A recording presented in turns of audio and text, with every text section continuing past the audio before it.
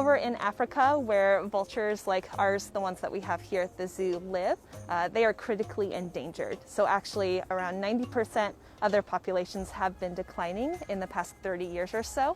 So mainly through habitat loss, through farming and that such.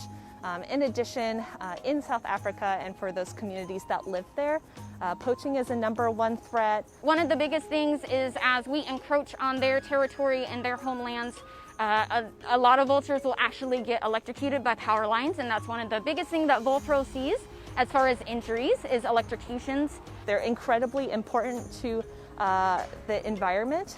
They are considered recyclers almost. So one of their main food sources is carcasses that are found. And so they are returning all those nutrients back into the wild. And so they play an incredibly important role.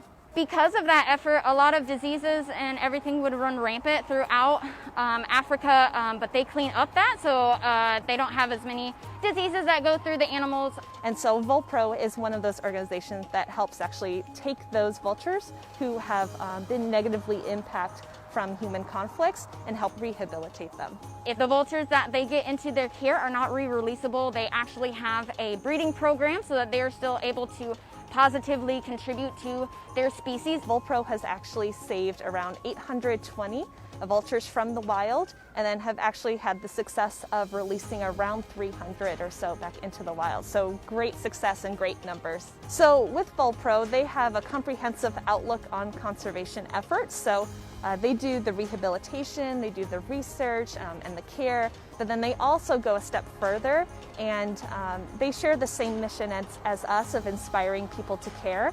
They realize that their efforts now will only be successful if the next generation has a hand in helping these animals. And so VulPro actually educates the public, especially school areas, in addition, landowners and farmers out in South Africa, of the importance of vultures. And they even have community outreach programs that allow locals to come and partake in research. The zoo is helping out by giving monetary donation, and that honestly just comes from memberships, and that comes from coming to the zoo with your family for the day. That not only feeds our vultures dinner here, but that also helps VulPro do everything that they can do to help the vultures in the wild. Guests could definitely visit vulpro.org and look up everything that they do. And you can even donate. You can just talking to a neighbor that, you know, say, hey, I went to the zoo, I saw these vultures, they were so awesome, let me tell you about them, let me tell you what the zoo is doing.